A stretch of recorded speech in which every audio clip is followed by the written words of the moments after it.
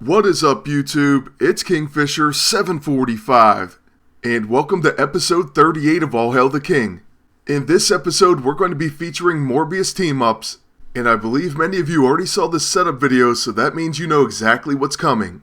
But still, if you missed the podcast segment, which not only talks about these teams, but a whole lot more, then you'll want to go over to www.thehelicarrier.com.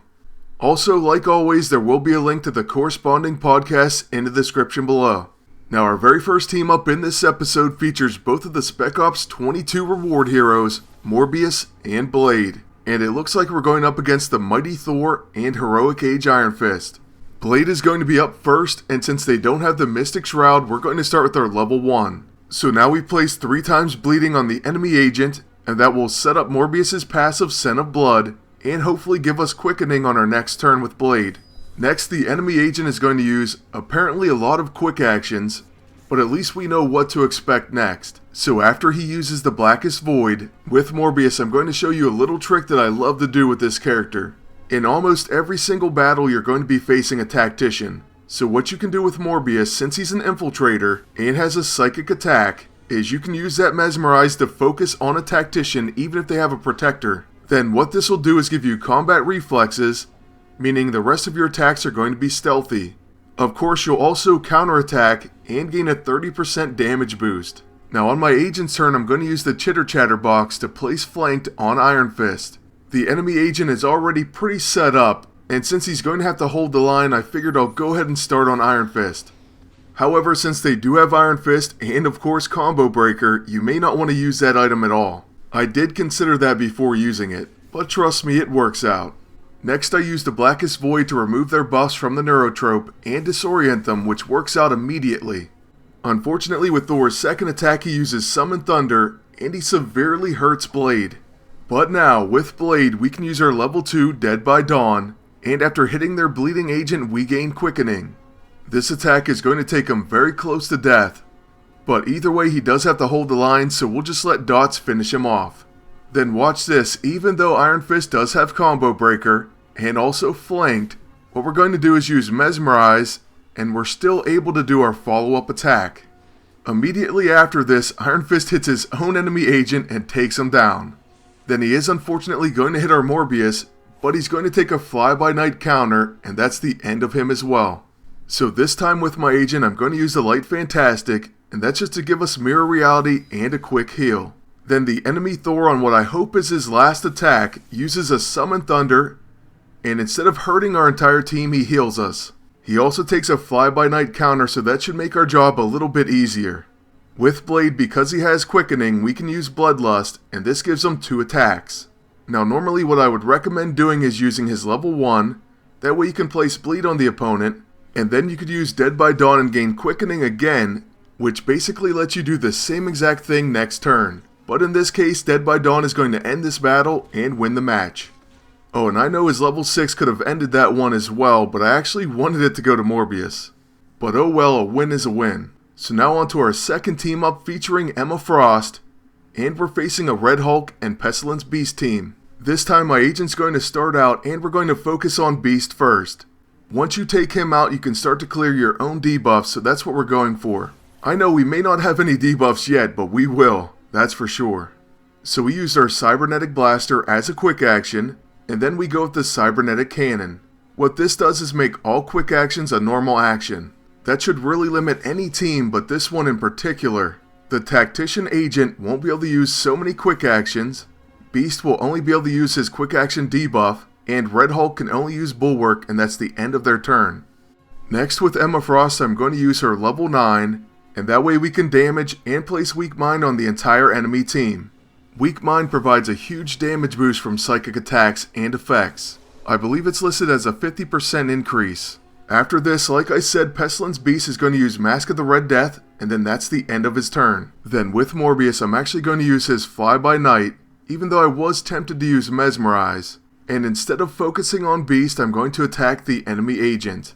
By the way, another great option is Eye Hunger because it places Exhausted and Mangle, making the enemy target unable to use buff and heal abilities. But Fly-by-Night does have deadly crits, and it does a decent amount of damage. Then next, the enemy Red Hulk uses Searing Smash on my agent, who now has Momentary Advantage at his disposal. So on this turn in particular, we're going to be able to do a number of actions. First off, we could use Momentary Advantage, the Cybernetic Blaster, or the Staff of Asclepios. All those would be as a quick action. We went ahead and gave ourselves 2 turns, and then we're going to fire the blaster on Beast. Next I'm going to use our Psychic Attack Cybernetic Glaive, and remember the damage from this is boosted because of Weak Mind. So what we end up doing is nearly 4,000 damage on Pestilence Beast. Then I debated using the cannon, but instead we're going to use the glaive on the enemy agent as well. I figured, well, it worked the first time, so why not do it again? This plus her dots ends up taking her down before her next attack.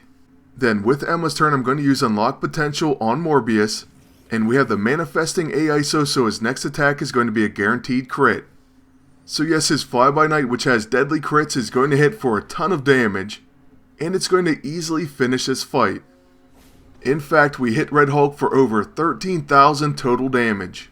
Now that second team is probably my favorite of the bunch, but this final one is pretty decent as well. For this team up, we're using Spider-Woman and Morbius. As you'll see throughout this fight, X-23 has a real problem with Spider-Woman, I guess because she's a scrapper. But still, right out of the gate, we're going to use Mesmerize on the enemy agent, and hopefully he skips his turn. Which he does. So now with Spider-Woman, we're going to use Fear Pheromones on the entire enemy team. This is going to place Intimidated, Cower, and Pheromones. And we're mainly concerned with Cower. That debuff can come in extremely handy, as you've probably seen against a number of Gamora teams. Then after that, the enemy agent ends up protecting against a beast attack, so that was pretty amazing.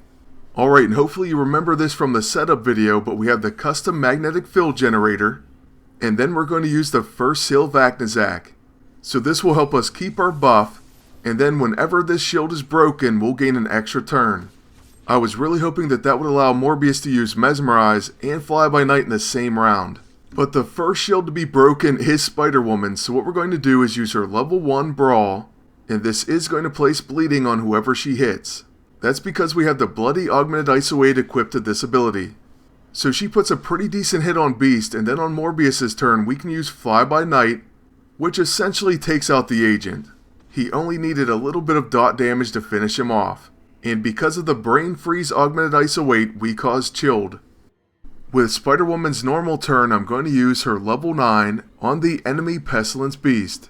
Now what Seduction Pheromones does is causes mind control and disoriented, so not only does it help out Exploit's Delirium, it also causes Beast to hit his own X-23. Then after using Momentary Advantage and gaining a second turn, we're going to first fire the Amplified Subsonic Sound Gun, and this is an AoE attack that places Disoriented on both of the enemies. Then we'll just follow it up with a Hand of Apocalypse. Sadly, we were weakened, so it didn't do that much damage. And unfortunately, X-23 takes out Spider-Woman, so most of our damage is going to have to come from Morbius. Luckily, I would say he's up for the challenge, as he easily takes down Pestilence Beast. And then with our agent, we can't use the second scroll because that'll make X-23 bypass our shield. So instead we go with another weak hand attack, and after that X-23 is going to use a Made for Walking, and she'll break through our magnetic field. Not only that, she's going to get countered by a Fly-By-Night, and then just like we wanted, we get to attack twice with Morbius, and it happens to be right in a row. But you know what, there's one more thing I do want to show you before we end this. First of all, we have the Sympathetic EISO, and we can use Experimentation, even up to 5 times to keep gaining back health. But admittedly, this does come with a small risk. You can gain random debuffs every time you use his level 9.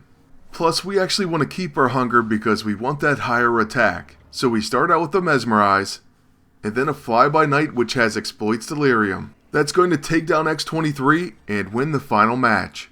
That's also going to bring us to the end of this episode, so I want to thank you all for watching, and ask you to please like, comment, and subscribe. And until next time, good luck, and take care.